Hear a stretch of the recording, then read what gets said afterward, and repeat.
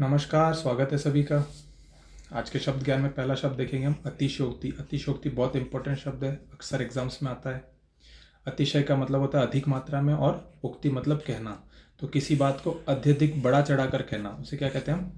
अतिशयोक्ति। इसके आगे बिना किसी प्रयास के, उसे कहते हैं हम अनायास। बिना मेहनत के की हुई तो अनायास, और मेहनत के साथ या प्रयास से उसे कहते हैं आयास। ठीक है। कनिष्ठा, कनिष्ठा मतलब छोटी वाली। उसके आगे मध्यमा। कनिष्ठा और मध्यमा के बीच की अंगुली क्या कहेंगे हम? अनामिका।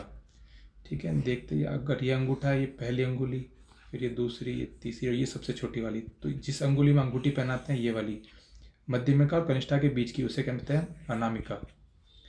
आगे देखेंगे हम अपने लिए किए हुए उपकार को भुला देने वाला, उसे क्या कहते हैं? कृतज्ञ। ठीक है। इसके अलावा जो उपकार को याद रखे उसे कृतज्ञ। दोनों शब्द ध्यान रखेंगे, आपस में विलोम शब्द है ये, कृतज्ञ और कृतज्ञ। उपकार को भुला देने वाला तो कृतज्ञ, और उपकार को याद रखने वाला कृतज्ञ। वह स्त्री जिसका यौवन ढल गया हो उसे कहते हैं हम गलित यौवना। ठीक है। इसके आगे पुरुष के लिए भी पढ़ा था, जो जिसका यौवन ढल रहा हो उसे कहते हैं हम अधेड़। तो गलित यौवना और अधेड़। मुहावरे लोकोक्ति देखेंगे, अगस्त्य का समुद्र पान। ऋषि अगस्त्य ने समुद्र पान किया था जिसमें राक्षस छुपे हुए थे, तो उनको ढूंढने के लिए, तो उसी से ही ये मुहावरा बना, अगस्त्य का समुद्र पान, असंभव कार्य करना। ठीक है। अगर मगर करना, कोई बहाने बनाना, उसे कहते हैं हम अगर मगर करना। डामाडोल होना या डापाचूक होना, सीधा सा मतलब स्थिर नहीं रहना, डगमगाते रहना, कभी इधर कभी उधर। इसके आगे ओखली में सिर देना, संकट में फंसना, और वो भी जानबूझकर। सीधा सा मतलब ओखली में सिर देना, जानबूझकर संकट में फंसना। ओठ तक न हिलाना, मुख से शब्द न निकलना या फिर चुप रहना। आगे अंजन। अंजन इंपॉर्टेंट शब्द है, सीधा सा मतलब काजल। काजल का पर्यायवाची क्या हो जाएगा? अंजन। अजन मतलब बिना जनों के, तो जन रहित या फिर सुनसान। अभय यानी बिना भय के, सीधा सा मतलब निडर या फिर बगैर भय के। अभया देवी का पर्यायवाची, देवी या फिर दुर्गा। उभय, उभय किसी दो लोगों की बात करते, दोनों के लिए क्या शब्द लेते हैं हम? उभय। तो उभय, अभय और अभया।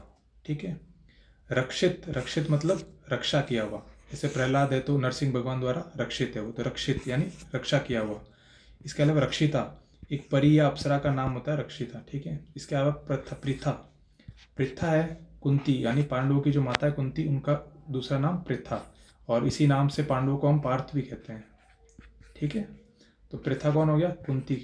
इसके अलावा प्रथा, कोई भी रीति रिवाज, उसके लिए हम प्रथा शब्द इस्तेमाल करते हैं। दंश, दंश है डंक, और दंश है चुपन, ये दोनों याद रखने पड़ेंगे। दंश डंक और दंश चुपन। ठीक है।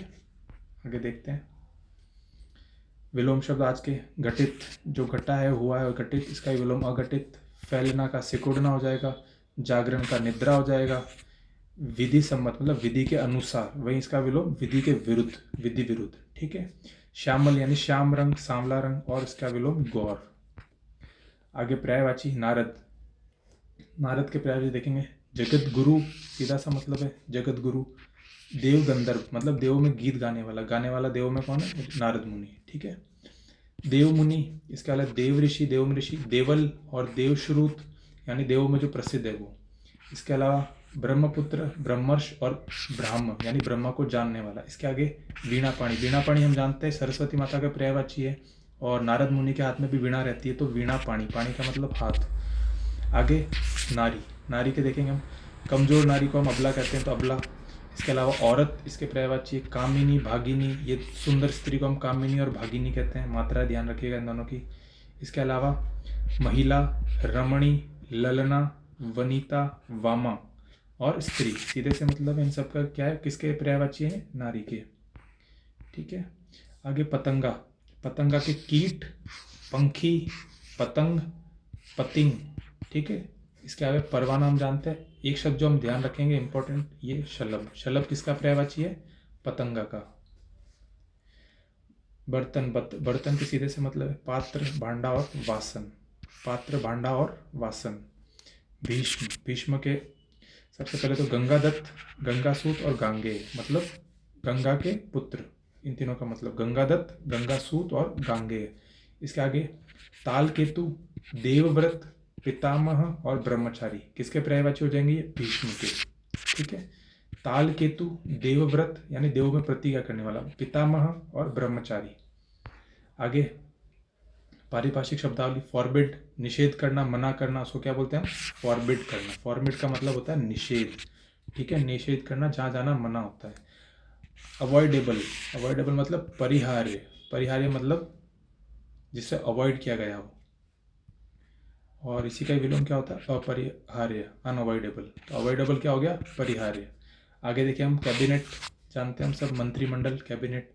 डिबेंचर होता है ऋण पत्र, मतलब दीर्घकाल के लिए सरकार एक लेटर दे देती है जिसमें जिसके बदले कंपनियों से वो पैसा लेती है लोन के रूप में, उससे हम कहते हैं डिबेंचर यानी ऋण पत्र। सरकार देती है ऋण पत्र, बदले में लेती है पैसे। ऑडियो और विजुअल, ऑडियो श्रव्य, विजुअल दृश्य, ठीक है, जैसा अपना वीडियो है, ऑडियो और विजुअल। ठीक है, धन्यवाद।